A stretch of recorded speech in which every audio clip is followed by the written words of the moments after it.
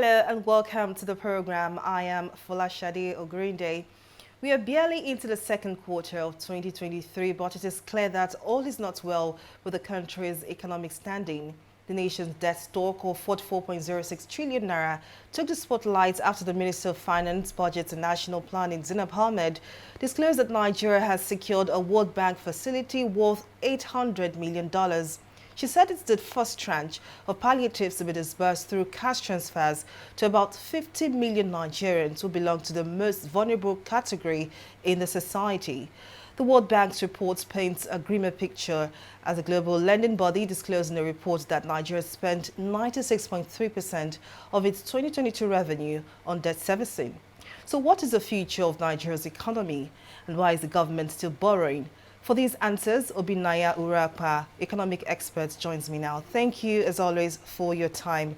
Now, does it make economic sense to borrow $800 million in order to fund subsidy palliatives? Straight up, I don't think so. Reason being that we've had experiences in the past. COVID-19 is a classic example. I am an entrepreneurship advocate and expert. And what do I recommend? I recommend that people need to have their capacity built before you give them money. The question analysts are asking is, who determined the 10 million names in the Nigerian conditional register? Who determined who is poor? And where are these people?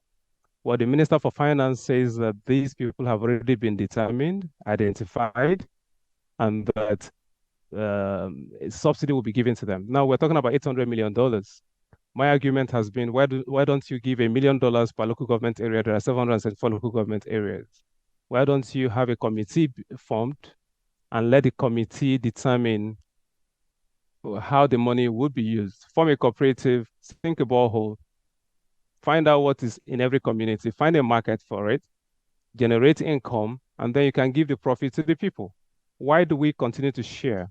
And then if we haven't borrowed this money, incidentally, I hear we borrowed it, why should we even borrow at all? So that's my submission. I do not think it makes economic sense, especially because a new government is coming. Why the rush to borrow ahead of the new government? Now, all other arguments around the subsidy and the refineries are the other things I would expect we'll have a discussion on this program.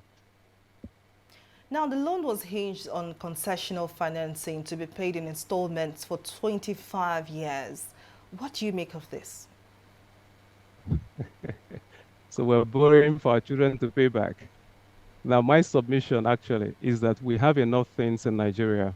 We've not been very good with, and African economies have not traditionally been very good with borrowing and using the borrowed sums, debt financing for capital how do I put it, accumulation and infrastructure development. So you have a debt trap. I strongly believe that we should not be borrowing for consumption. So you hear that salaries have been paid up to date. What I suspect is that we have garnered so much debts and used the debts for consumption. And then we have a lot of capital flights, illicit cash flows out of the country. We need to investigate it. This government came into being on a tripod: economy, anti-corruption, and security. To what extent have we achieved those objectives? We need to ask those questions. So if you link it to the economy, then you would understand that we've not done very well with debt financing.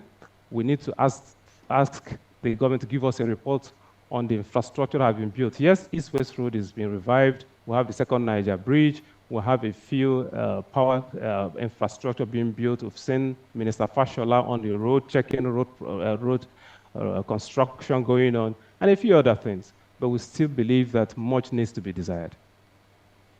Now, despite criticism, the federal government has repeatedly defended itself. But speaking of solutions now, what other avenue do you think the federal government should have explored in terms of revenue? I strongly believe that we have not sweated our resources. There's a document I'll call your attention to, Folashade. It's called One Local Government, One Product. That document is a 24-page A4 paper, if we print it out, sitting in the Small Medium Enterprises Development Agency of Nigeria, SMEDAN. Right from the time of Dupe Adelaja to the point where you have Wale Fasonya now as Director General. I would submit to you as an entrepreneurship expert playing in that ecosystem that document says that every local government area in Nigeria has at least one commodity she has comparative advantage on. To what extent have we sweated it? So as I sit here, I have tried to experiment on the entrepreneurship I teach. So if you go to Zuba, fruit and vegetable market, you probably see 2 shops that our team owns there. And every day, even if you brought in 100 J5, that pickups load of plantain from Edo State, and you float them in Zuba, fruit and vegetable market, you will sell all of them off. And a J5 of plantain for 5 dozens is 540 heads of plantain. Now imagine that you have 2 million private schools in Nigeria that wear belts and underwear, singlets, and all of that. Have we tried to exploit the cotton market? Now, the Central Bank of Nigeria introduced the Anchor Borrowers Program. To what extent have we sweated that particular intervention? The Nassau Microfinance Bank introduced 10 million naira for each MSME that will go through training. My firm, Grand Rise International Limited, is an EDI, Enterprise Development Institution. So we're supposed to train them, build their capacity, they do business plans, get financing, and then they're supposed to take advantage of what is found in their communities. Then if you're talking about access to markets, it's talking about the OLOP document. How many Nigerians consume what is produced in Nigeria? So if you explore all of that, the government really needs to go back to what she has done herself. There was an MSME clinic that was driven and led by the vice president, no mean personality than the vice president himself, leading the Smedan crew and Bank of Industry. And so we saw trader money, market money, and all of those interventions. To what extent have we done M&E? And then we sit back and we hear that some persons are paid 30,000 naira per month. What exactly do they do? Now, to what extent have we built the capacity of these persons to be able to exploit resources found in country? So when you heard the former President Donald Trump of America saying America first, have we also done Nigeria first? And in the face of the African Continental Free Trade Area, have we explored the things that will sell to the other over 50 countries in Africa? So these are questions I need to ask. 208 million Nigerians. How many of us consume made in Nigeria? We closed the border at some point. What came out of that? Then we came up with the Naira redesign. What impact did it have on the economy? Whose idea was it to shut everyone out of cash in a cash-dependent economy? As much as I believe that we should go digital, is there no time frame for implementation? My idea is just asking questions. I don't have too many answers for you, my dear. Now, this new administration will definitely ease out by May the 29th, and the finance minister disclosed that the next administration may inherit a total debt stock of about 77 trillion naira. And usually a practice when a new administration comes in, it's usually a practice that, they begin to, play back the challenges of the former administration and say, okay, this is the reason why we're not able to implement this. So do you think this would play out when the new administration comes in terms of the economy now? Now, we've formed a transition committee for Lashade. Why don't you just wait and sit with this transition committee? Now, by the time the budget cycle for 2023 is over, we would have moved up to 77 trillion, and this by the DMO, Debt Management Office. Now we're going to hand over a debt to this new administration. And then we're talking about $800 million extra to be borrowed on top of the 77 trillion. And how did we arrive at the 77 trillion? We continuously, from 2015, kept borrowing and funding a lot of consumption. And then we also did not monitor enough of the anti-corruption. And then we had to deal with insecurity. And then I'm asking the question, how much handshake happened between the Manufacturers Association of Nigeria, the private sector, with the government? And then to what extent did we actually do a SWOT to say what are our strengths, weaknesses, opportunities, and threats to ensure that we did not pile up this much debt? So we're going to hand over to this new government. But some form of comfort that I have is that the new government that's coming, I believe, would have more technocrats who would sit down and ask the right questions. Like Chinua Achebe said, if you don't know where the rain started beating, you will not know where it stopped. What led us here? In 2015, in case we have forgotten, the dollar was exchanged, Naira was exchanging to the dollar at 157 Naira to a dollar. What policy led us to 520 Naira to a dollar in few months? We decided to make a policy that stopped people from paying in money into their domiciliary accounts. What was the justification for that? Yes, you can say you are doing anti-corruption, you want to stop people who stockpile monies in their ceilings, in the farms, and so on, from utilizing such monies. But did we ask what the consequences of that policy was going to be? So you're going to have a new government coming to have to battle with all of this. But if you are going to ask me to advise, I would just say, let whatever this present government has done in the past 8 years go away and let the new government sit down. And what do I recommend? How did the Asian tigers grow? The Asian tigers were the ones that grew Asia. And what did they do? The buttons, the needles, the threads, and all of that used in the fashion industry.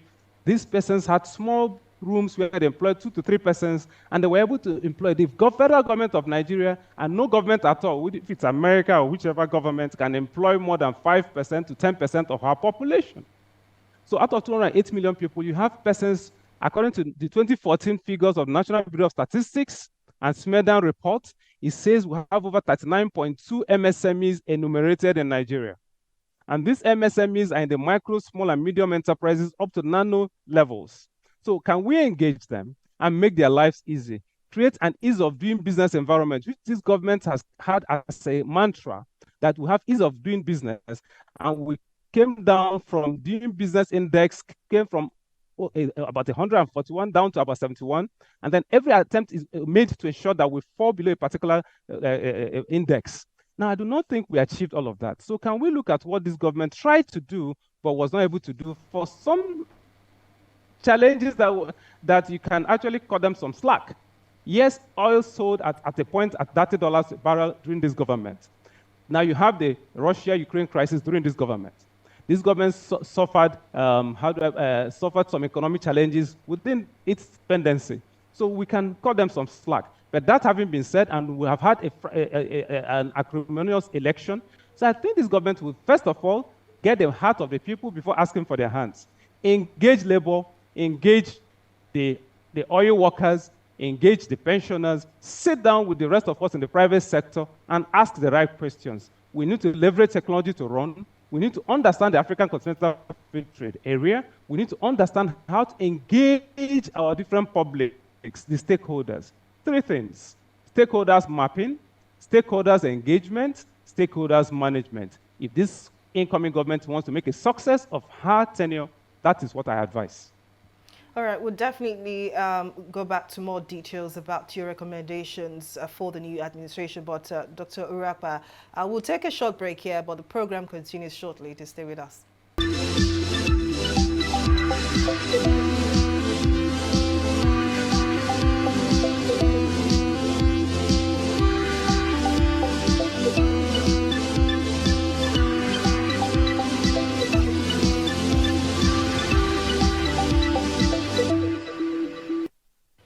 Welcome back to the program. If you're just joining us, I've been discussing federal government's excess borrowing and its impact on the economy with Dr. Obinaya Urakpa, who is still on standby. Thank you very much for staying with us.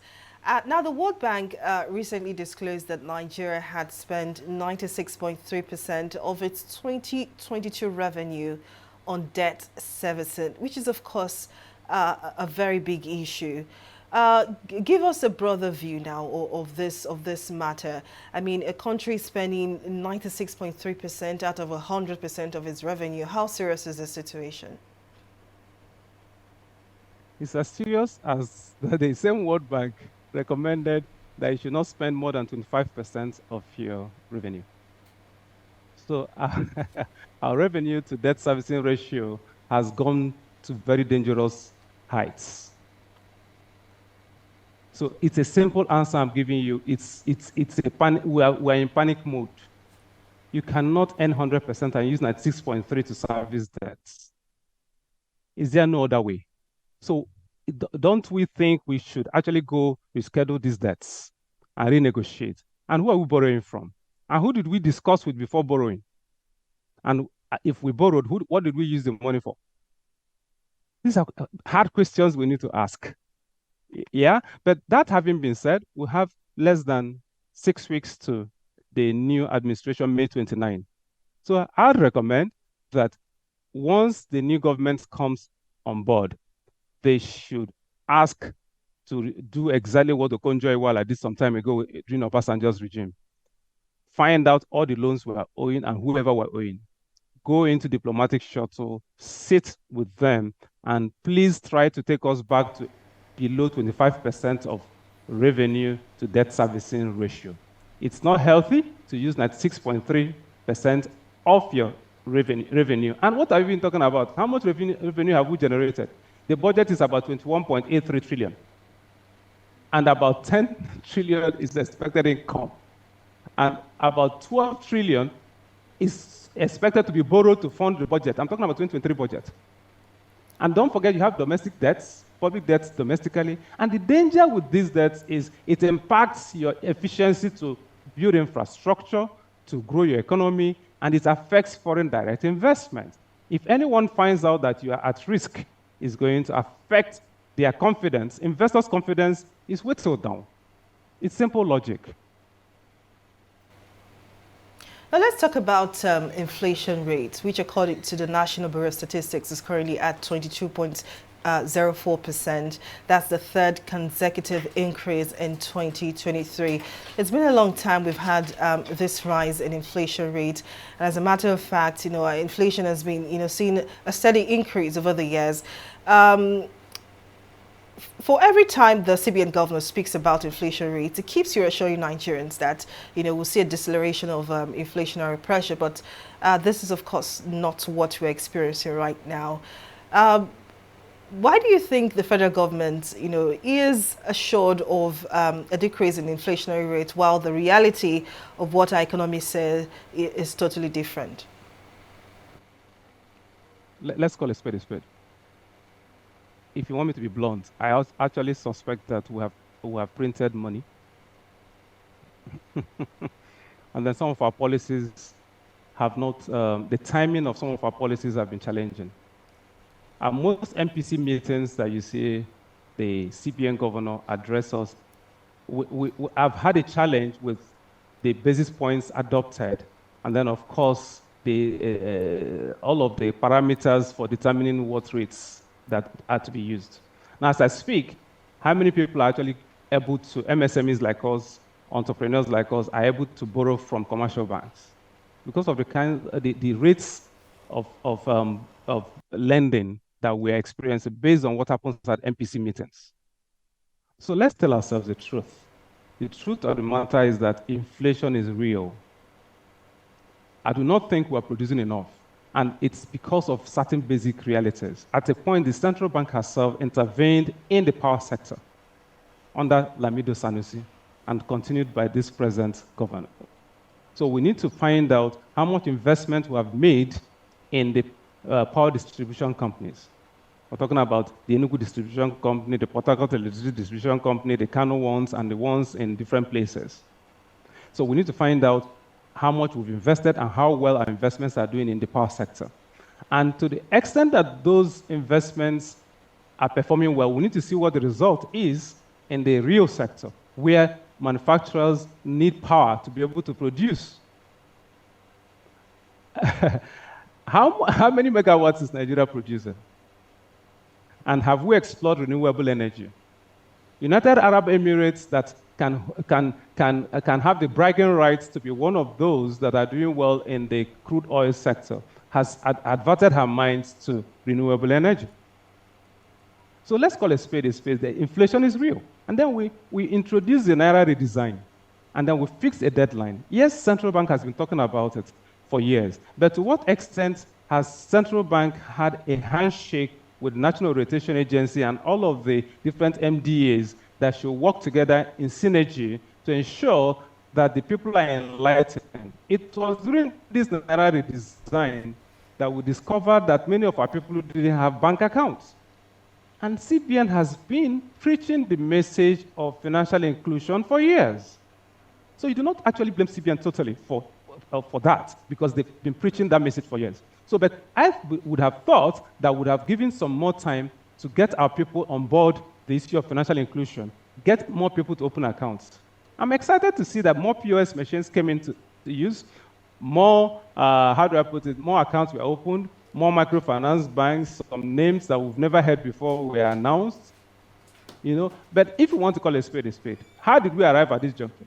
Farmers farm are not able to get into their farms to farm in the first place. And even when they finish farming, are not able to harvest what they have farmed in Benue, in Kaduna, in Zamfara, and all of the places where if it's not kidnapping, it is banditry or armed robbery, and so on and so forth. Insecurity, big challenge. The farmers being able to move their items from Sokoto, onions, to Abuja, where it's to be consumed, or from KB, where you have the rice, where the Anchor Borrowers Program was launched in November 2015 by Minister Aldo Ogbe and President Muhammadu Buhari. On the basis of that, Lagos State government collaborated with KB State to do the collaboration where you had the lake rice, Lagos and KB, and then you have the cows that should move by the rail infrastructure to Lagos, where over 6,000 cows be consumed within a week or even less than that. So we have our opportunities we've not taken advantage of. And what is the implication of that? We now borrow to fund the budget, and of course we put pressure. There's food crisis, which World Bank has warned us on. We have over 13 million people likely to get into poverty within between now and 2025, according to World Bank reports. No, so a lot of issues we're dealing with, corruption issues, inability to plug certain leakages within government, then issues around insecurity, and then we not being able to even consume what we produce, and then we make a policy to close the borders, and then, of course, we don't have enough rice produced at home under the Anchor Borrowers Program to be consumed here. And then, of course, in Nigeria, the design means that some people who need their cash in a cash-dependent economy are not able to fund inputs for production. A lot of challenges. It's a litany of things that we need to actually recount. Well, indeed, Dr. Obinaya Urakpa, thank you so much for your time and your contribution on the program. My pleasure. Thank you, Folashade. All the best. I need to wrap on this week's edition of Money Matters. See you again next time. I am Folashade Ogrinde. Bye for now.